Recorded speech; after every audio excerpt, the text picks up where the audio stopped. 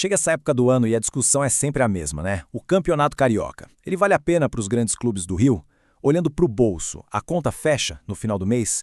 Bom, aqui a gente vai mergulhar de cabeça nos números e na estratégia por trás de um dos torneios mais tradicionais do futebol brasileiro. E para começar, vamos direto com um número que já assusta. Somando os 4 grandes, o prejuízo passa de 164 milhões de reais. E como é que a gente chega nesse número? Simples, pegando as receitas do torneio e subtraindo o custo da folha salarial dos jogadores por um período de 3 meses. É muito dinheiro. E aí, claro, fica a grande pergunta que a gente vai tentar responder. Se o rombo é tão grande assim, por que raios os clubes continuam participando? Será que tem alguma coisa por trás desses números que, assim, de primeira a gente não está vendo? Para a gente conseguir entender essa história, vamos primeiro detalhar de onde vem todo esse prejuízo. Essa é a análise mais direta que existe, sabe? Comparar o que entra de dinheiro com o que sai durante o campeonato. Olha, não precisa ser nenhum gênio das finanças para sacar o problema aqui. É só bater o olho nesse gráfico. As barrinhas verdes são as receitas, bilheteria, cotas de TV, premiação, essas coisas. As laranjas? Bom, as laranjas são a folha de pagamento de só 3 meses. A diferença é gritante. Para todo mundo, a despesa está lá no Shell e a receita, bem mais embaixo. E esse gráfico aqui é a consequência direta do que a gente acabou de ver. Tá todo mundo no vermelho. Não é que um clube ou outro administrou mal, não. O ponto aqui é que, olhando por esse ângulo, o modelo do campeonato simplesmente não parece parar em pé. Vamos pegar o Flamengo para ter uma ideia. Foi o clube que mais fez dinheiro, mais de 42 milhões. Só que também tem a folha mais cara de todas. Resultado final, quase 54 milhões negativos. Pensa comigo, se nem o campeão, que teve a maior receita de todas, conseguiu ter lucro, é porque o problema é bem mais embaixo, né? Ok, essa primeira olhada nos números deixa um cenário bem pessimista. Mas será que essa é a história toda? Vamos tentar explorar uma perspectiva um pouquinho diferente, mudando um pouco o jeito de fazer essa conta. Bom, tem quem diga que o campeonato não ocupa 3 meses inteiros da atenção de um clube. Então, o que acontece se a gente colocar na conta só 2 meses da folha salarial como o custo do torneio? Bora ver no que dá. Olha só, usando o cálculo de 2 meses, que são as barras azuis, a situação já dá uma melhorada para todo mundo.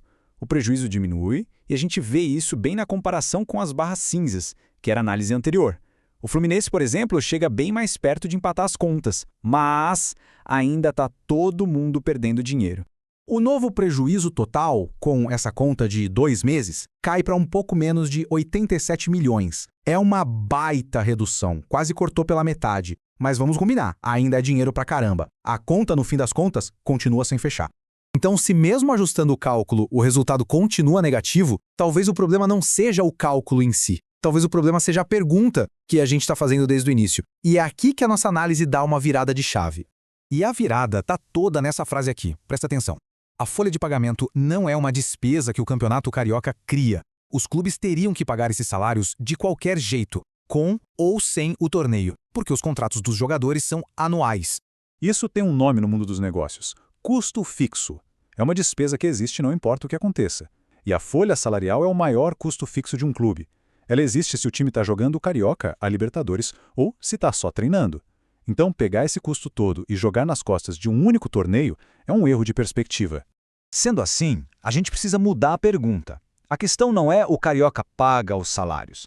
A pergunta certa é: o dinheiro do Carioca cobre os custos para jogar o torneio, como viagens e estádios, e ainda por cima agrega algum valor estratégico para o clube? É essa a questão que realmente importa.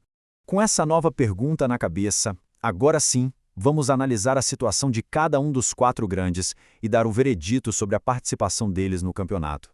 Essa tabela já dá um belo resumo da nossa conclusão. Para o Flamengo, faz sentido. Para o Fluminense, depende. E para Vasco e Botafogo, a participação é, problemática. Agora vamos entender o porquê de cada um desses vereditos. No caso do Flamengo, a grana que entra no Carioca ajuda a pagar quase 66% da folha daquele período. Mas o mais importante é que o clube gera receita de verdade com bilheteria, com premiação e reforça aquela imagem de dominância na região, o que, claro, ajuda a conseguir patrocínios. O retorno estratégico justifica tudo. Pro Fluminense, a coisa é condicional. A receita cobre quase metade da folha, o que é um bom número. O torneio se torna viável se for usado com inteligência, para dar ritmo para a molecada da base, testar o elenco e, o mais importante, poupar as estrelas para as competições maiores, como a Libertadores, diminuindo o risco de lesão. Agora, para Vasco e Botafogo, o cenário é problemático. O que eles arrecadam não paga nem um quarto da folha salarial. O retorno financeiro é mínimo. Para eles, parece que jogar o Carioca é muito mais uma obrigação contratual com a federação do que uma decisão estratégica ou financeira. Para fechar, vamos dar um passo para trás e olhar o quadro geral. Entender como o campeonato estadual se encaixa nesse enorme quebra-cabeça que é a temporada de futebol. A decisão de jogar o estadual é sempre colocar as coisas na balança. De um lado, você mantém o ritmo dos jogadores, gera exposição para a marca e cumpre uma obrigação.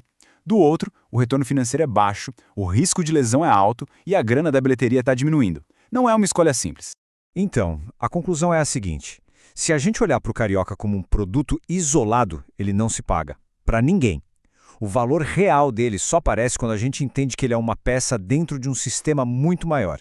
Ele serve como uma pré-temporada que gera alguma receita, uma ferramenta de marketing e, claro, uma obrigação a ser cumprida. E a gente termina com uma pergunta para o futuro.